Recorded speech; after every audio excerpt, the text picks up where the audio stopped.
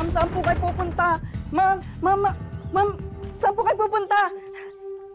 Ate! Ayaw po nila magpapigil eh. Tawagan mo si Belen. Carlos? Sige. Anong ginagawa ni Carlos dito? Well, I tried to wake him up, but it looks like napagod siya sa ginawa namin kagabi. Bakit? Ano bang ginawa niyo kagabi? Well, Grace, I don't think I have to spell it out for you. Alam mo na yun. Hoy, alam mo lang, in a relationship yung tao. Agaw ka talaga, ahas! What did you just do? Talagang gagawin mo lahat para magkasila kami ni Carlos, no? Ganun ka talagang klaseng babae. Pwes, may tinuro sa akin si Marites at gagawin ko yun sa'yo.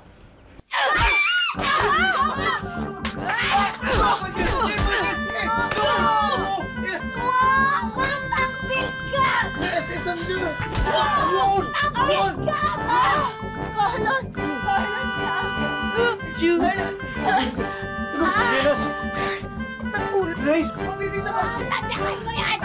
Grace! Grace! Grace! Anong ginagawa ko rito? Oh my God! Anong ginawa ko sa ilong ko? Anong ginagawa mo dito? Hindi ko alam eh. Ang sabi mo, wag ako magselos. Tapos ano? Ito yung makikita ko sa inyo? Grace, hindi ko alam kung bakit ako nandito eh. Aray, Grace.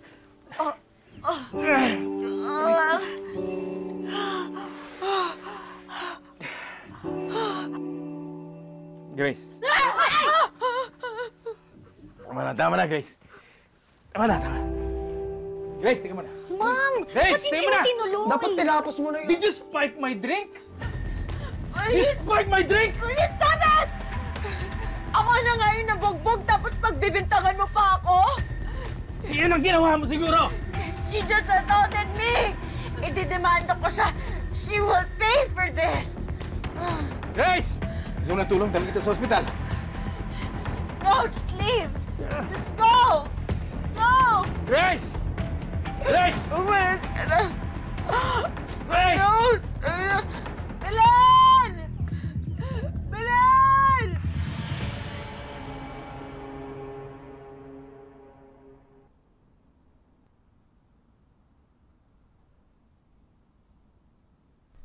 It's a good thing. It's just a nose fracture. Pero nagpa-confine pa rin ako just to be sure.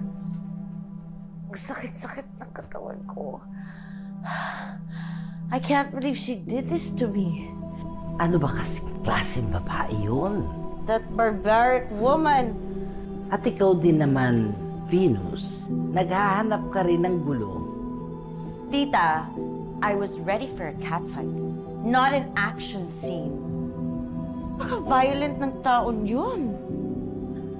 Tita, paano ba kaya kung mag-away sila ni Carlos? Or even worse, paano kung magalit siya kay Doy? Oh my God! Baka bugbugin niya pa yung mag-ama. Grace, talaga hindi ko alam kung paano ako napunta sa kwarto niya. Hindi ko talaga alam. Tapos meron pang litrato doon na naghahalikan kami. Sige, stupid excuse, baka lasing ako. Or another stupid excuse, baka nadapa ako tapos biglang dumikit yung labi namin. Hindi ko talaga alam. Hindi ko alam. I'm sorry kung nagagalit ka, kung iniisip mo na pinagsabay ko kayo ni Venus, hindi ko magagawa sa iyo yun. Okay. Alam ko masama loob mo, nagseselos ka. Pero Grace, dapat hindi mo inaway si Venus. Pero Carlos, pinoprotektahan ko lang naman yung relasyon nating dalawa. Oh, pero dapat hindi mo siya sinaktan. Sinaktan din naman niya ako eh. Tita Grace, Daddy, nag-aaway po ba kayo?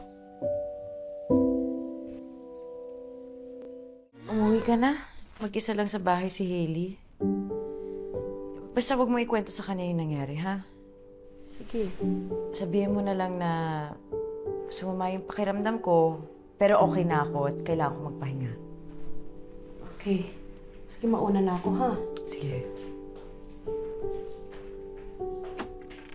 Ano? Pasok po kayo. Mauna na po ako. Venus, I heard from some colleague. This is a small town, you know. Look at what that Grace did to my face! Look at my nose! I'm so pangit! Sakit-sakit pa ng tiyan ko dahil sa pangbubugbog niya sa akin. I can't believe I was beaten up like this. But you're okay, right? Kilala ko din yung attending doctor mo. Wala ka naman daw internal injuries. I hope you don't mind. Nangingi ako ng details. I'm just concerned about you. Thank you.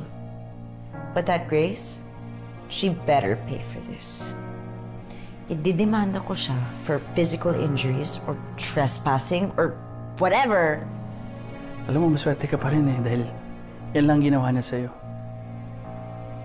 You know, she can do a lot more. What do you mean? Well, what I mean is, na-experience mo naman. Naramdaman mo kung gaano siya kalakas physically. By the looks of it, she could have done more to hurt you. Kaya nga ididemanda ko siya. Para magtanda ang babaeng yun. No, Venus. I don't think Carlos will be pleased. Besides, ikaw naman itong nangihimasok sa relasyon nila, pa. Ikaw technically ang nagsimula ng gulo. Maybe it's better if you just be a good girl and behave. No! I can't keep quiet about this. I'm gonna call my lawyer. Kita-kita naman na ako yung dehado dito. I was humiliated and assaulted by that woman and I have the medical records to prove it.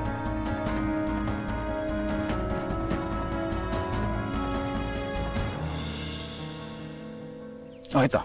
Halika. Halika. Basahin mo ako. Basahin mo. Basahin mo.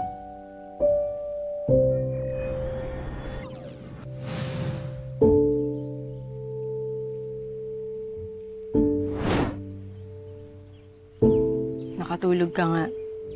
Sabi sa'yo eh. Grace, mahal kita. Anong ibig sabihin nun? Ibig sabihin nun, hindi ko sasadyain ng kahit na anong bagay para makasakit sa'yo. Tanda mo, mahal na mahal kita. Hindi ako gagawa ng kahit na ano para masaktan ka sa online damdamin mo.